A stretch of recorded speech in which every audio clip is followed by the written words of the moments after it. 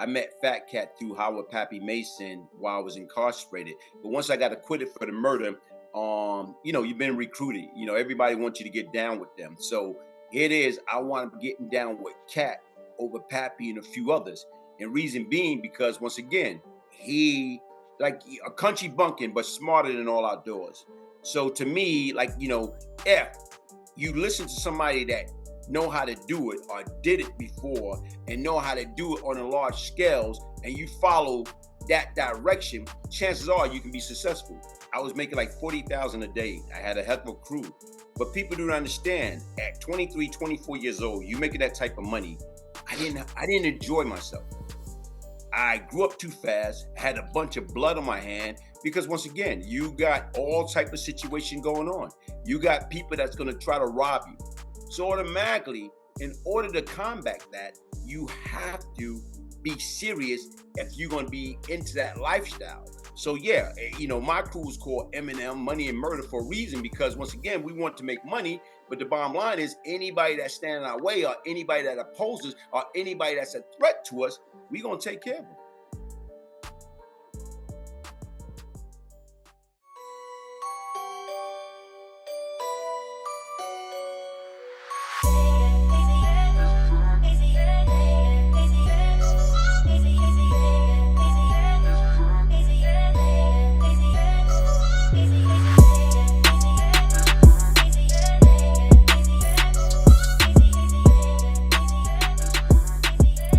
People, welcome back to Not Guilty TV. Today, delighted to have a very special guest, someone who's been to the depth of the criminality and then miraculously made it out the other side and ended up becoming a law-abiding citizen, a YouTuber, a successful author as well. Today, we're joined by the real Brian Glaze Gibbs. Brian, how are we doing, sir? I'm doing great, man. Doing great. Thanks for having me. Well, it's much appreciated. And so, first question, Brian, do you think that were you born naughty, a product of your environment, or simply was it bad choices that made you go on the path that you did? You know what? Like, we all can use excuses, grow up in a bad environment or area, or being a product of your environment. I just think it's wrong choices. If you're strong enough to say no to temptation, if you're strong enough to say no to the peer pressure, then guess what? Then that's when you have true identity of yourself and you become your old man. But when you're young, guess what? And you got older guys that you look up to, guess what's going to happen? You're going to follow them and follow them down the wrong road. Of course. And so what age was it that you fell into the streets, and how was it that you fell into the streets, Brian? Age of 14 years old. At the age of 14 years old, most of my friends in the East New York Cypress Hill projects, they was able to get summer job. They told me I couldn't get a summer job because my mother made too much, but we all living in a project. So they go out there, get their little summer job, doing it the right way. And you want the new clothing because everything is about fashion. You want the new sneakers, the new pants, the new shirt, the new coat. You want to, be that fly guy. In order to be a fly guy, you got to have money in your pocket. If you don't got no money in your pocket, you ain't going to be no fly guy. You're going to be a fly bum. Of course. And you ended up going to prison or jail, whatever you want to call it, at quite an early age. And you did quite a considerable sentence. Wasn't it at 16 years old? Did you end up serving 3 years? And why was this? Yeah, go on. Sorry, sir. At 16, I caught my first charge. And right now at 17, I went away for 3.5 years. So the first charge, you go to Rikers Island, fight the case or whatever. So I caught a couple robbery beat between 16 and 17. And at 17, I already had, like I'm saying, 2 felony conviction. Then I got sentenced in the later part of 81 and the early part of 82 for robbery charge that sent me upstate and to do 3.5 years. Okay, so 3.5 years at 17 years old is a massive amount of time, very considerable amount of time. And why wasn't that enough to put you off the life then, Brian, obviously, going away like that? Did you have intentions to become a law-abiding citizen when you came out at 20 or 21, whatever age it was? I came home a few days before my 21st birthday, and I had every intention of doing the right thing. And I had every intention of being a law-abiding citizen. When you get out, you on some goody two shoes because you do not want to go back to being caged, being locked down. So, my attention was great. But when you got four felonies, what type of real job you gonna get? And at that present time, you can get, you know, job that pay you dirt like 5, 6, 7 hours an hour. But how you gonna survive off of that when you still seeing your peers? They making fast money, they selling drugs, they driving fancy cars, wearing the jewelry, buying different things that, wait a minute, I can't do that by having a regular 9 to 5. Indeed. And so in course you ended up falling into the drug game and creating your own crew and the M&M crew and being fairly successful by those weird sort of street values of looking at life. Talk to me about the drug game, how you fell into it, and how successful you were in that by those measures. Hey, listen, man. Hey, initially, it's a learning period. You only as smart as the people you're around. And initially, when I got into it, I had an old time. I made so rest in peace, Moochie. Moochie got us into it, and we had this spot. And we had this spot, in Brooklyn, Marion Hopkinson, and it was because of a friend of mine's. His family member owned the building, so they allowed us to use the basement. And when you have approximately 6 guys trying to be bosses, that don't work. So once again, you got the concept. Crack is popular, and you turn a facility into a gold mine. What happened? You know what happened when money start being made, and you got too many bosses and not enough Indian. Guess what's gonna happen? You're gonna try to start out in one another, start hurting, killing, shooting one another over what? Money. So I broke away from that, man. I broke away from that and had to get in my own thing. Indeed. And you ended up getting involved with some of America's most infamous criminals, people like Fat Cat, Pappy Mason, Supreme. How was it that you ended up becoming involved with these characters? And was it a case of you working for Fat Cat? And I know that you ended up with obviously having your own crew. You had states and got at the table, but was Fat Cat the boss, or was it sort of peers and you worked together?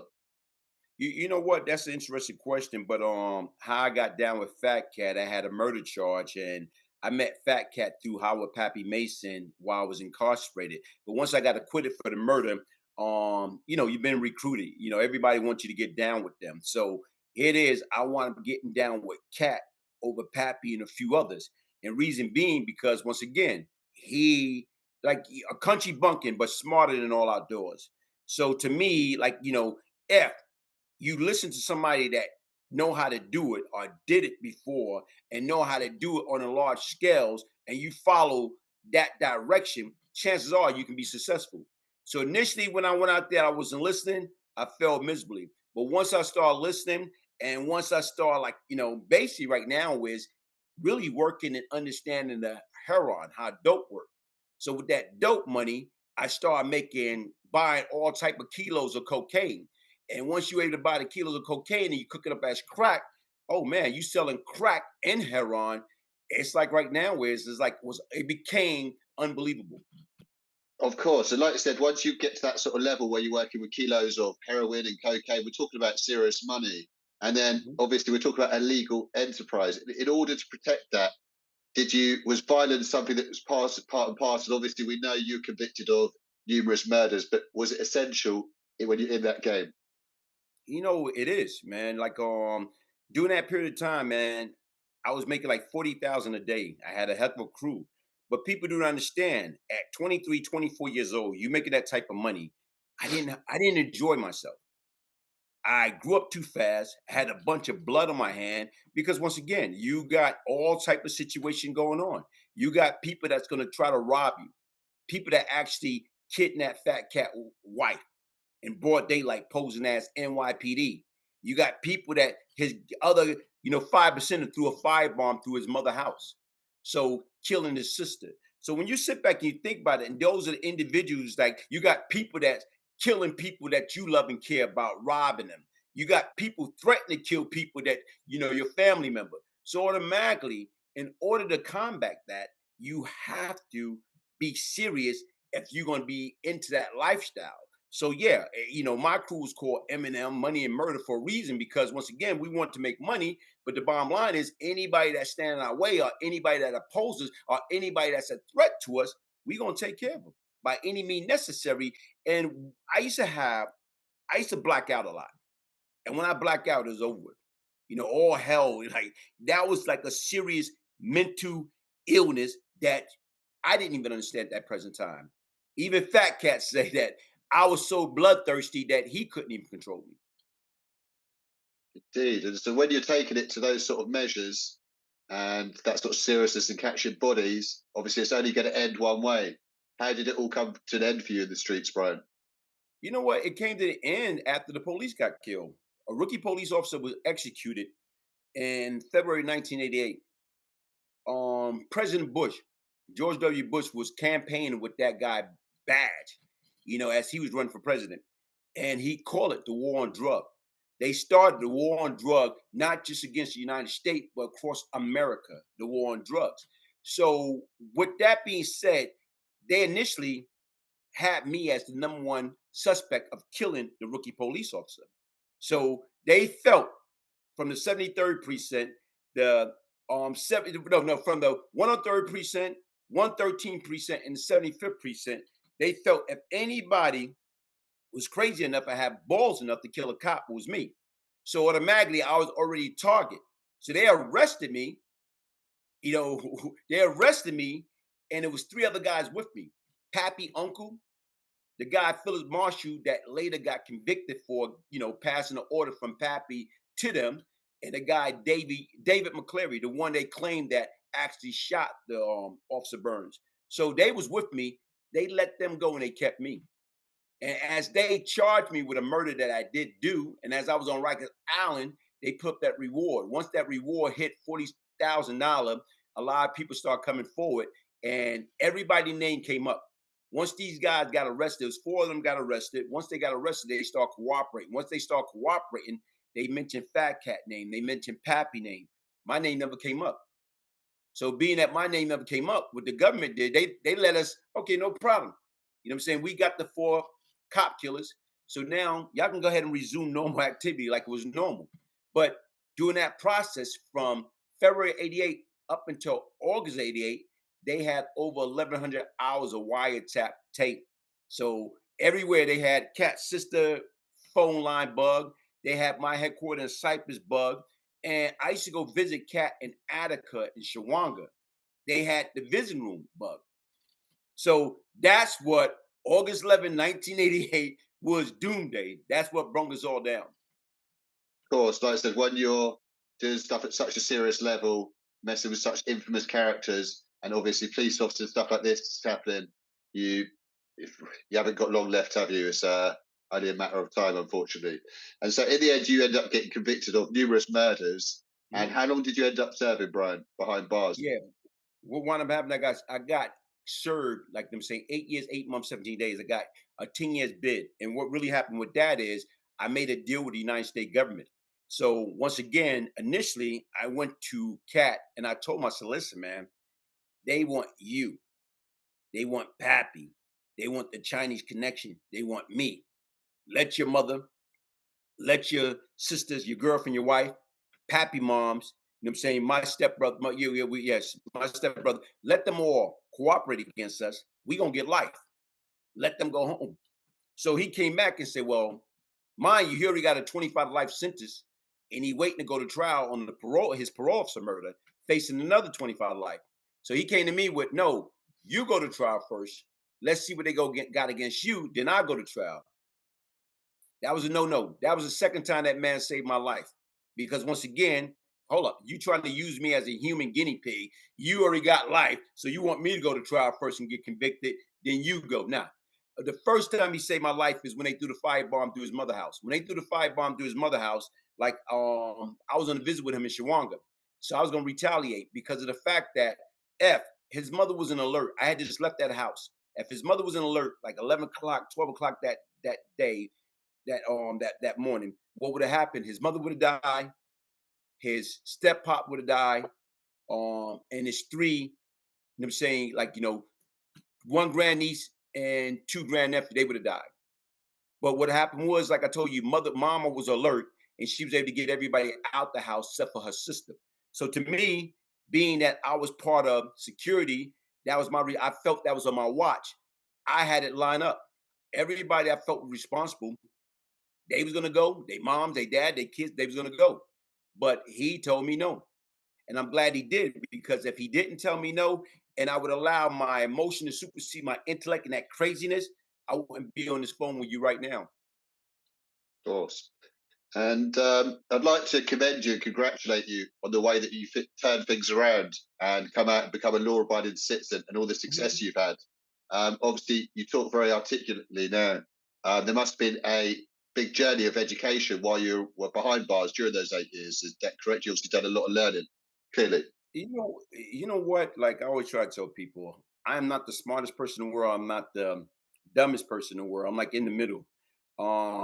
It's up to you to push yourself. All wise man seek knowledge from the cradle to the grave. So even with that being said, I don't handicap myself. A lot of times people say, well, when you talk, you communicate, you don't use S. You don't use plurals. You don't do this. You don't do this. You know what? Everybody's different. I'm so used to at this present time, like, like I always tell people, I'm 90 something years old. I'm comfortable in my own skin. I am who I am.